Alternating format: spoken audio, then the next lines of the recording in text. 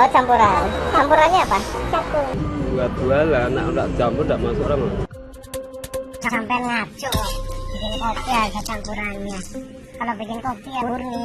Pecahan ini apa mas? Kalau kopi disangrai pasti ada aja yang pecah mas. Aroma asli kopinya itu sudah tertutupi dari bahan-bahan tambahan yang sudah dicampurkan. Pernah ngalamin lagi nugas, orgawe, atau lagi nyetir nih. Tiba-tiba kesadaran menurun, mata berat, dan badan mendingin. Itu tandanya badan Anda udah ngasih alarm. Kecapean plus ngantuk pastinya. Terus kalau kegiatan kita masih harus diterusin, gimana dong? Ya ngopi sih pastinya, bener gak? Karena kelar ngopi, gak lama badan berasa segeran. Mata langsung terang. Cespleng banget buat ngobatin ngantuk sama lelah.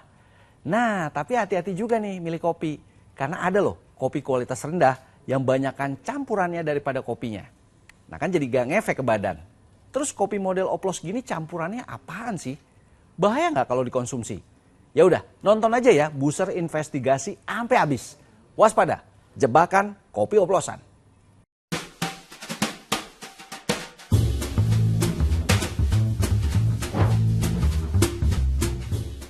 Kedai kopi. Tongkrongan anak sekarang yang lagi hype ini emang sedikit banyak merubah perilaku sekaligus lifestyle anak sekarang.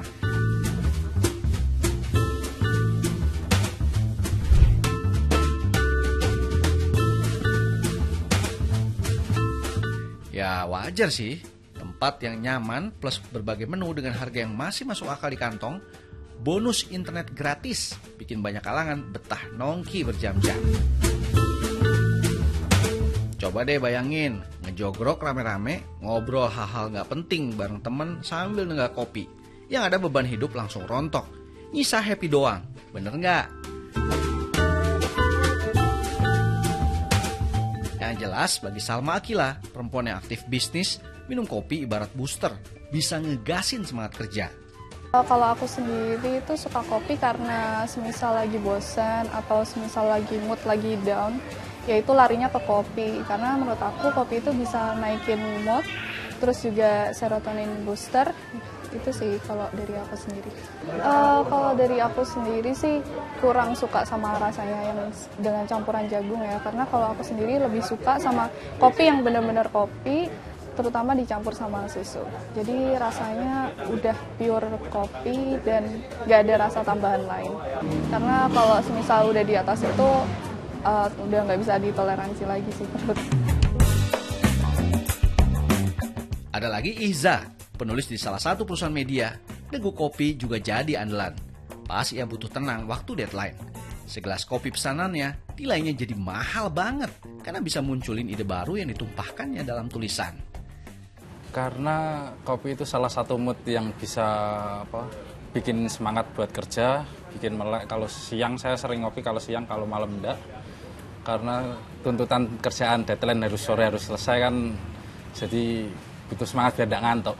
Pernah sih, tapi saya cenderung nggak begitu tertarik sama kopi jagung itu. Kenapa itu? Karena dari segi kualitas dan rasa itu jauh kalau sudah mengenal dengan kopi-kopi yang alami seperti ini. Dari sisi rasa, kualitas, dan efek yang masuk ke tubuh pun itu sudah rasanya berbeda. Minum kopi emang menyenangkan dan sehat. Tapi kalau minum racikan kopi yang nggak beres, perut bisa problem guys.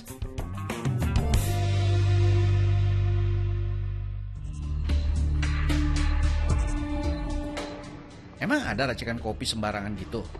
Biar nggak mati penasaran, yuk kita kejar infonya. Cuman sana kiloan ya nih kiloan. Cuman banyak campurannya sih. Campurannya beras saya baca. Beras apa? Sama jagung biasanya. Jagung. Campurannya dia dibuat jualan, anak campur tidak masuk ramah. Oh murah ya mas? Nah, itu seperempat 22 kayak 22. Tapi gawean pun ini mas. Komunitas buatan bebek. Fix, ternyata ada kopi yang nggak murni 100%. Ada campurannya sob. Biar nggak cuma kisah-kisah isapan jempol doang, cus kita cari kopi yang dimaksud. Ini KW Super 26. Ini KW Ini 23. 23. Ini nomor 1. Ini ada campurannya. Oh, campuran. Campurannya apa? Jagung. Iya, ternyata bener. Ada loh kopi murah yang nggak murni dari biji kopi. Cerita kopi murah model gini juga kita serap dari seorang teman yang mengabarkan langsung ke produsennya. Biar enak ntar ngobrolnya, beli aja kali ya. Gimana Mas? Mau beli kopi? Iya, ada Mas kopinya Mas. Ada, tapi tinggal segitu Mas. Boleh sih masuk Mas. Masuk aja masuk. Oke Mas ya. Iya.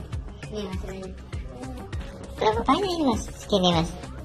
Paling 25-an lah, 25 bungkus 30-an. Ini kopi apa Mas? Itu Arabica. Arabica ya? Iya. Berapa gram ini Mas? Itu 100 gram. 100 gram? Berapa 100 gram ini Mas? 100 gram saya biasa jual 25.000. Harganya lebih mahal dikit sih dari sebelumnya. Tapi yang bikin tertarik, cara ngemasnya itu loh. Kelihatan lebih premium, kekinian pula. Biar tahu persis ada atau tidaknya campuran kopi ini, kami coba minta testimoni dari ahlinya. Kalau dari segi warna, kalau untuk kopi campuran itu biasanya green size menggunakannya yang paling super fine. Sedangkan untuk kopi yang asli, kenapa menggunakan green size kasar? Supaya taste-nya lebih clean. Kopi campuran untuk ngetes aromanya, coba kita dekatkan ke ini. Jadi untuk aromanya itu sudah banyak cukup bercampur dengan bahan-bahan yang aroma asli kopinya itu sudah sedikit banyak tertutupi dari bahan-bahan tambahan yang sudah dicampurkan. Kopi asli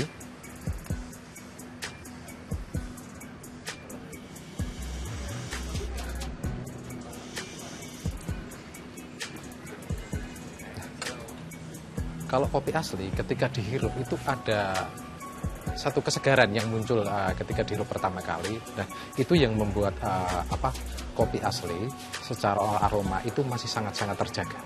Oke, clear kalau gitu. Kita lanjut penelusuran. Supaya nggak ketahuan kita lagi gali lebih dalam soal pembuatan kopi yang kelasnya KW ini, kami coba teropong dari jarak aman. Kayaknya nih orang lagi mau bikin kopi. Itu lagi numbuk apa ya? Dilihat warnanya, gak mungkin kalau doi lagi numbuk biji kopi.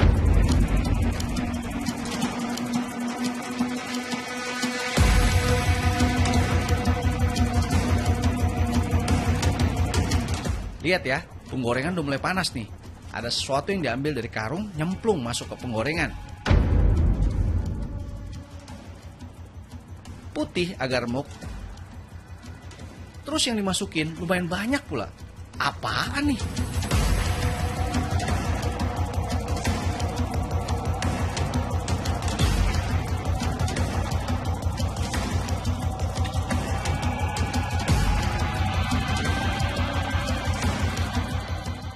Satu bahan lainnya yang tadi ditumbuk juga ikut selancar ke penggorengan.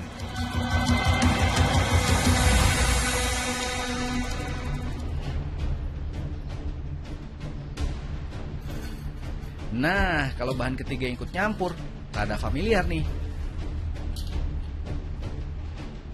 Modelnya sih biji kopi. Tapi seriusan, nyemplunginnya cuma 2 centong doang. Dikit amat sih bang.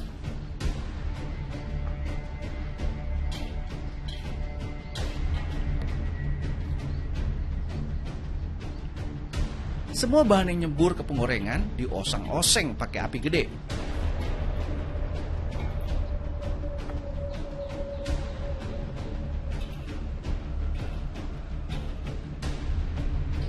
Setengah jam lebih, bahan yang disangrainya berubah jadi hitam pekat.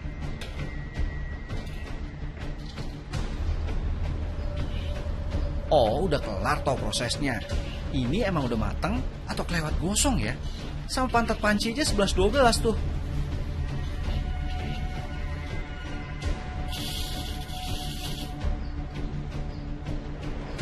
Kegiatan bikin kopi kayak gini terus dikerjain dan tahapannya berulang. Dan rumusnya selalu sami mawon alias sama aja. Jumlah takaran biji kopi pastinya timpang jauh dari 2 takaran bahan lainnya. Mumpung udah mulai mateng tuh barang, amprokin aja lah tuh orang. Harus disangrai ya Mas ya? Kopi harus disangrai, kan susah nantinya ditumbuknya segala macamnya. Tapi kayak gini udah jadi nih Mas, udah tempik ini. Belum. Ini kalau bikin kopi kayak gini campurannya apa Mas? Nuh, sampai ngaco. Bikin kopi ada campurannya. Kalau bikin kopi ya bikin kopi murni, nggak ada bahan campurannya. Nih lihatin nih bahannya nih. Nah, tuh. Oh ini kopi murninya Mas ya? Ini kopi murninya. Emang ada bahan campurannya apa? Nggak ada bahan campurannya sampai ngaco. Oh, itu. Kayak ada pecahan ini apa Mas? Nah kalau kopi disangrai kan lama nih, pasti ada aja yang pecah Mas. Soalnya kopi semua ini, kita kan tinggal tumbuknya enak kalau pecah kayak gini. Ya elah, masih ngeles aja. Mata aneh tuh belum siwer bang. Gak nyadar sih kalau kamera aneh nge-roll terus dari tadi. Ini kalau sangrai kayak gini tuh bisa butuh waktu berapa lama Mas? Ya kurang lebih 1 jaman Mas. Ini apalagi kan masih tradisional. Kalau ini kan udah mateng nih, udah kelihatan hitam semua nih kopinya nih. Tuh.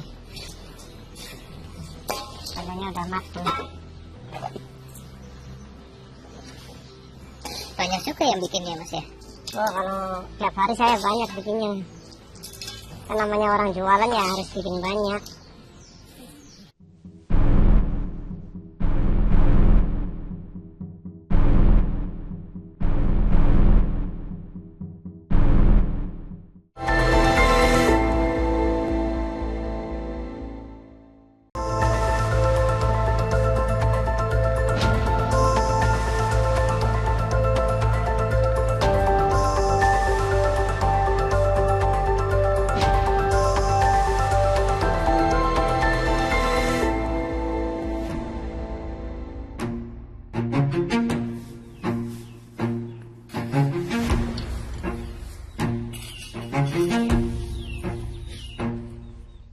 Kalau dipelototin lebih dekat, blas gak percaya kalau ini dari biji kopi murni. Oke lah, kita anggap deh murni. Terus yang putih ini apa dong? Masa iya biji kopi bisa pecah gara-gara dipanasin? Yang ada juga biji jagung yang meledak, berubah tuh jadi brondong alias popcorn. Lagian biji jagung yang masih utuh juga jelas banget bentuknya. Nyebar main banyak loh. Terus ini karung isinya apa ya? Aji gile, ini sih beras menir alias sisa gilingan beras yang remuk dan nyampur dengan kulit sekam. Kocak nih abang, ade-ade aja idenya. Satu tahapan lagi, racikan kopi kudu ditumbuk biar halus.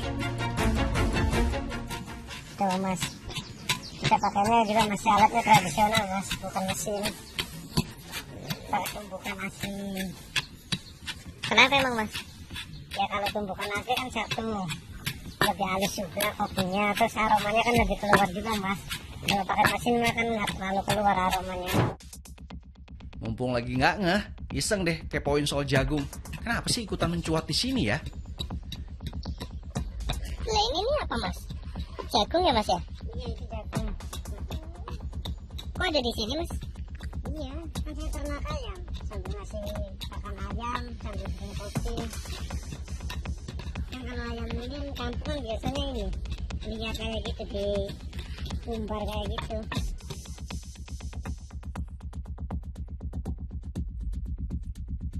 Biar tekstur maksimal, kopi diayak lagi pakai saringan yang lebih halus. Sisa ayakan kopi yang masih kasar, entarnya digerus lagi sampai biji kopi habis menjadi bubuk.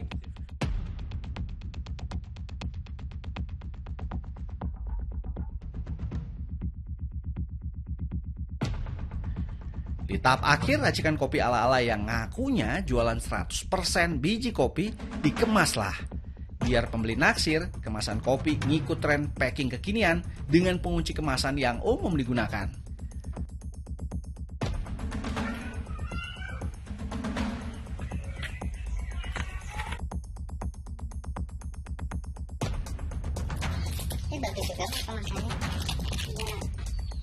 biar orang kan tertarik untuk belinya. Kemasannya bagus kan pasti isinya bagus. Kalau ini biasanya 100 gram. Kalau cuma yang setengah kilo, seperempat kilo kan jarang-jarang yang belinya. Karena kebanyakan. Kalau ini kan ekonomis. Kebanyakan enggak. Terlalu sedikit enggak. Tapi itu tadi nggak ditimbang mas. Ini kan perkiraannya udah 100 gram. Sebenarnya nih, komposisi bahan memang nggak kelihatan bahayanya. Tapi masa iya mau minum kopi abal-abal gini? Nggak banget kan? Catat nih, ini oknum kecil loh ya, nggak bisa dipukul rata. Jadi slow aja guys. Minum kopi memang menyenangkan, tapi kudu pakai aturan biar tetap sehat dan ada manfaatnya. Kopi kalau dia hitam saja tanpa tambahan gula, itu kalorinya bisa dikatakan tidak ada, ya. Tapi yang suka ada masalahnya karena kita minum kopinya kadang-kadang beberapa cangkir. Nah, tambahan kalori di situnya yang akan berkontribusi terhadap total asupan seharinya. Pada 50% orang, dia akan memetabolisme kafein tersebut dengan pelan karena adanya variasi genetik atau mutasi genetik. Sehingga kalau kafein tersebut dimetabolisme dengan pelan, efek samping dari kafein itu yang keluar. Nah, hal tersebut akan meningkatkan resiko berbagai penyakit termasuk diabetes, sakit jantung, kerusakan ginjal, dan hipertensi. Pada orang yang mempunyai gen yang namanya slow metabolism daripada si kafein. Jadi kalau asupan kopinya lebih dari 200 mg, kafeinnya lebih dari 200 mg per hari, jadi sekitar lebih dari 2 cangkir per hari, atau 3 ya max itu akan meningkatkan resiko tadi. Seorang kalau misalnya emang ada masalah di lambungnya, biasanya kita sarankan supaya menghindari. Mungkin ada asidnya itu, yang menyebabkan lambungnya mungkin nggak kuat.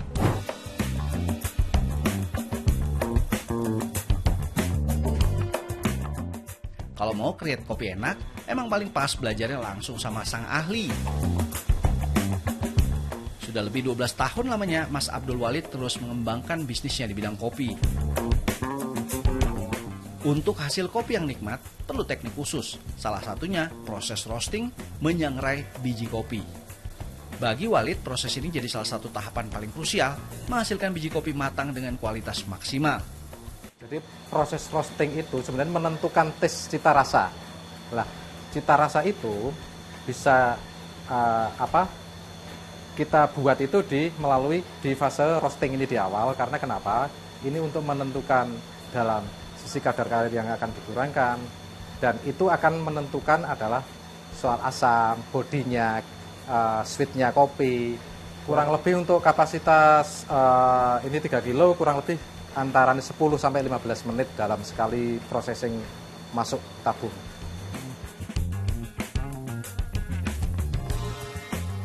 Dalam proses roasting, temperatur panas yang digunakan harus selalu terpantau. Tingkat kematangan biji kopi juga mesti dicek secara berkala. Itu untuk melihat apa, Mas? Jadi ini fungsinya stick ini untuk melihat tingkat kematangan kopi di dalam tabung. Nah, terus perubahan warna. Yang kedua adalah aroma yang keluar di dalam kopi itu sendiri. Itu memang harus sering dicek ya Mas ya? Sangat harus, karena ini hukumnya wajib kalau ketika kita ngerosting, karena misal sudah ada ini pun kita pun tetap harus lebih sering ngecek. Warna itu menentukan tingkat akan seberapa tingkat kematangannya, dan dibutuhkan kurang lebih adalah berapa lama lagi ini kopi akan matang. Dan termasuk untuk mengetahui adalah antara api dan kematangannya itu dengan time itu seimbang apa enggak. Jadi aroma yang muncul dalam kopi itu akan ketahuan, oh ini kopi benar-benar fresh apa tidak, terus ini kopi lembab atau tidak, atau mungkin terkontaminasi misalnya bahan-bahan kimia, itu akan aroma itu akan kecium di indera penciuman kita. Ngomongin kopi emang nggak ada habisnya. Apalagi bicara soal bisnis kopi, belakangan trennya terus meningkat dan persaingannya pun semakin ketat. Tapi endingnya tetap satu, menghasilkan kopi seoriginal mungkin. munculnya bisnis-bisnis kopi ini ada satu magnet bahwa kopi itu adalah siapapun bisa menciptakan, dan siapapun yang menciptakan kita tidak akan bisa menyalahkan, karena parameternya adalah bahwa orang yang punya duit bisa membuat cafe shop, orang yang punya perkebunan bisa membuat perkebunan kopinya, dan orang yang nggak punya dua-duanya bisa membuat racikannya. Nah, ini yang membuat semua orang dari kelas bawah sampai kelas atas berbondong-bondong menuju yang namanya adalah dagang kopi atau bisnis kopi. Dan misalkan untuk tingkatan petani itu adalah bagaimana saya menanam kopi dengan baik, pola tanam bagaimana. Prosesnya juga orang berlomba-lomba untuk membuat yang namanya adalah dum. Supaya secara penjemuran, secara kualitas kopi itu mampu terjaga. Setelah itu ada yang namanya orang berlomba-lomba membuat yang namanya mesin roasting. Yang terakhir ada yang namanya cafe shop. Nah, cafe shop di sini itu adalah orang yang punya duit dengan orang yang nggak punya duit pun adalah berlomba-lomba membangun prestis di situ. Yang jelas, ngopi itu sehat dan bikin mood booster loh guys. Nah, biar bener-bener sehat, gulanya dikit aja guys. Ngopi pahit nggak bakalan bikin hidup lo pahit kok. Tenang aja. Oke deh, booster investigasi kami stop sampai di sini. Thanks for watching. Saya Joy Astro. I'll see you around.